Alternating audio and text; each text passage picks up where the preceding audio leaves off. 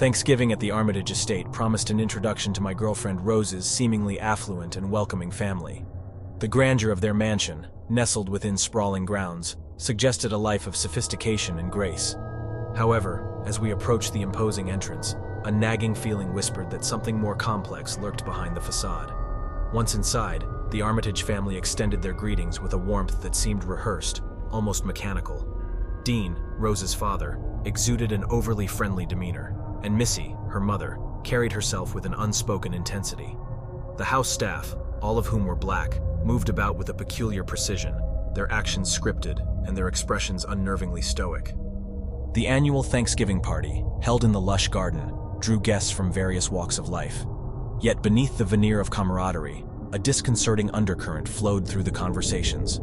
My physical attributes became the focus of attention, transforming me into an object of fascination. The air thickened with tension, and I struggled to navigate the scrutinizing gazes that followed me. Seeking respite from the increasingly uncomfortable atmosphere, I wandered into the garden. There, I stumbled upon a peculiar gathering of older guests, engaged in conversations laden with cryptic phrases and unsettling undertones. Their words hinted at a world I couldn't fathom, and a creeping sense of dread settled in. As the night unfolded, the party took on a surreal quality. I discovered a locked room, its contents revealing strange medical equipment and symbols that hinted at a more sinister purpose. Rose's brother, Jeremy, exhibited increasingly hostile behavior, and Missy's attempts to engage me in one-on-one conversation took on a hypnotic quality, as if probing the depths of my consciousness. A series of disconcerting encounters led me to a horrifying revelation. I wasn't merely a welcomed guest, but a pawn in a twisted game. The Armitage family's fixation on my body went beyond innocent curiosity. It was part of a diabolical plot involving brain transplants, the pursuit of immortality, and a grotesque auction where the highest bidder would claim dominion over my very consciousness. Fighting against the disorienting effects of hypnosis and the subtle manipulations of the Armitage family, I delved deeper into the secrets hidden within the estate. It became clear that several black individuals before me had fallen victim to this macabre practice. The Armitages were stealing the bodies of black people to extend their own lives, a revelation that sent shockwaves through the core of my being. As the clock inexorably ticked toward midnight, the true horror of the Armitage estate laid itself bare. A frantic escape unfolded, the idyllic facade of the grand mansion crumbling to reveal the family's malevolent intentions. The echoes of sinister laughter and the chilling reality of the get-out experience would forever remain etched in my memory, serving as a haunting reminder that even the most seemingly benign gatherings could hide unspeakable horrors.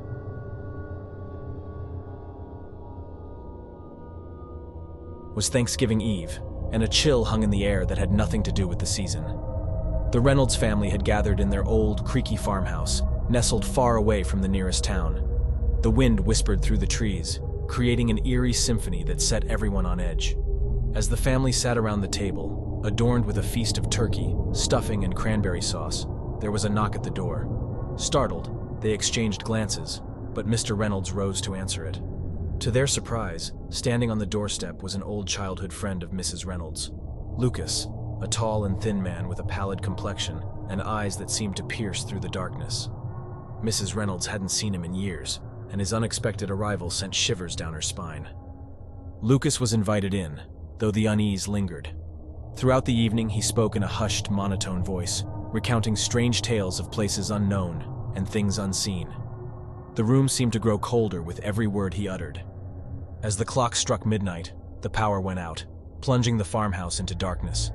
Candles were hastily lit, casting flickering shadows that danced on the walls. The family gathered in the living room, exchanging worried glances. That's when they noticed Lucas was missing. Mrs. Reynolds called out his name, her voice shaky, but there was no response.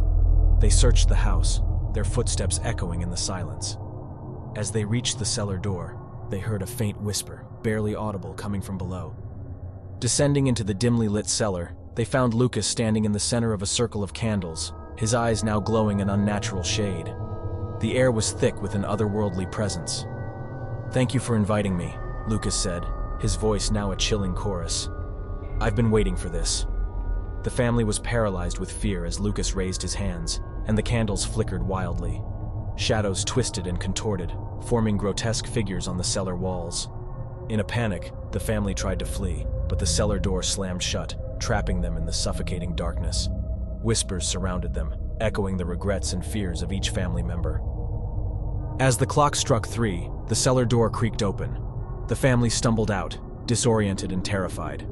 Lucas was gone, leaving only the lingering sense that they had unwittingly unleashed something malevolent. Thanksgiving morning came, but the farmhouse was empty. The Reynolds family was never seen or heard from again, their fate forever entwined with the mysterious and macabre events of that Thanksgiving Eve. And on subsequent holidays, locals would speak in hushed tones about the farmhouse, cautioning each other to avoid the place where the veil between the living and the dead was said to be thin, a place forever tainted by the presence of a creepy friend and the horrors he brought with him.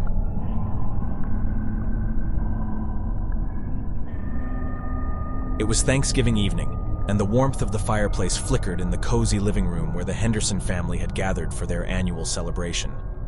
This year, however, a shadow loomed over the festivities in the form of an old friend named Damien. Damien was an acquaintance from the past, someone the family hadn't seen in years. His sudden appearance at the doorstep, uninvited and unwelcome, sent a shiver down their spines.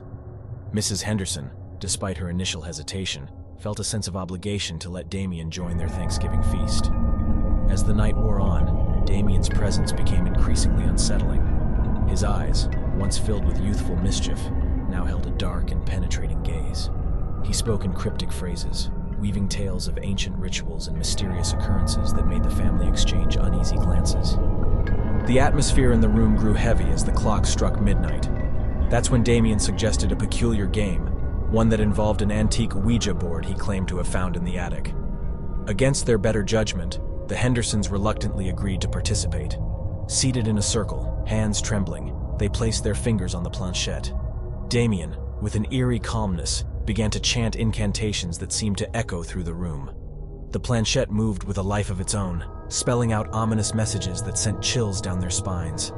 As the seance reached its peak, the lights flickered, casting eerie shadows on the walls.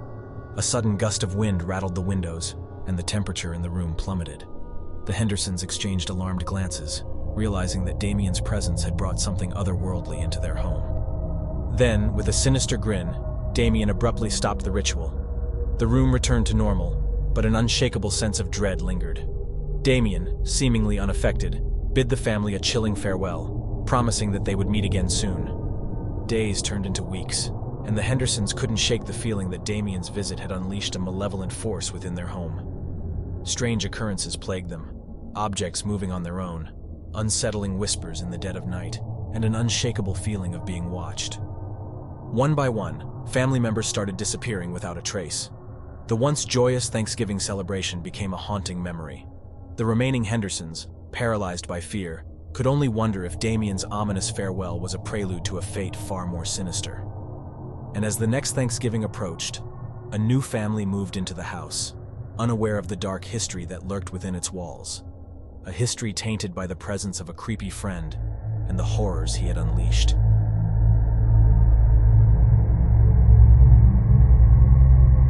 Thanksgiving in Hollow Creek was an annual pilgrimage into the annals of my family's history.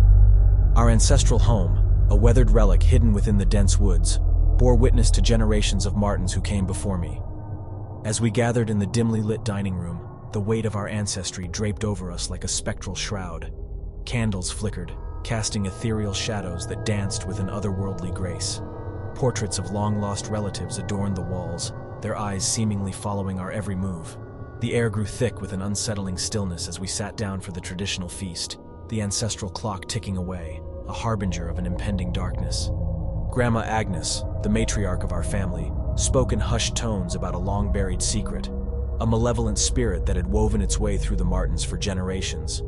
The tales were dismissed by some as the ramblings of an old woman, but her words lingered, casting a haunting shadow over our annual gathering.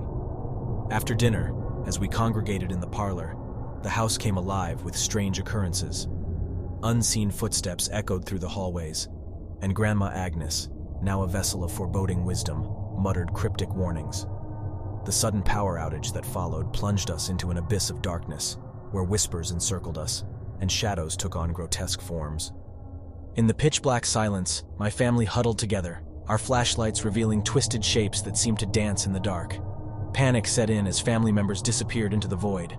Desperation filled the air, and the malevolent spirit, angered by the intrusion of our Thanksgiving gathering, claimed its due. Guttural moans echoed through the desolate halls, and one by one, my family vanished into the abyss. As the ancestral clock struck midnight, an otherworldly wail marked the culmination of our family curse. The house stood silent and empty as dawn broke, and only the chilling whispers of the wind remained, carrying tales of a Thanksgiving that had spiraled into a nightmarish encounter with the supernatural. The town of Hollow Creek, forever haunted by the malevolent spirit unleashed on that fateful night, held its breath in the face of an unending darkness. The once proud Martin home now stood as a testament to the horrors that lurked within its walls. Days turned into weeks, and my family's disappearance became the stuff of local legend. Whispers spread through Hollow Creek like wildfire, each tale more chilling than the last. The malevolent spirit seemed to linger, its presence felt in every creak of the floorboards and every rustle of the wind. The new occupants of the Martin home, unaware of the dark history that clung to its walls, moved in with a sense of ignorant bliss. The echoes of the malevolent spirit continued to reverberate through the empty halls, as if Hollow Creek itself held its breath, waiting for the next unsuspecting family to fall prey to the shadows. And so, as the years passed, the tale of the Harvest of Shadows became a cautionary one in Hollow Creek. Families spoke in hushed tones about the Martins, their Thanksgiving gathering forever etched in the town's haunted history. As the anniversary of that fateful Thanksgiving approached, the townsfolk couldn't escape the feeling that the malevolent spirit still lingered, a specter waiting to claim its next victims. The Martins' home, now abandoned and overgrown with ivy, stood as a stark reminder of the darkness that could be unleashed when the past was left unresolved. In the eerie stillness of the woods surrounding Hollow Creek, the malevolent spirit awaited its next opportunity to harvest shadows, ensuring that the legend of that Thanksgiving night would persist, casting a chilling pall over the town for generations to come. Families gathering for Thanksgiving in Hollow Creek would forever be accompanied by the whispers of the wind, carrying with them the ominous tale, a reminder that even in the warmth of familial celebration, the shadows of the past could manifest in the most terrifying ways.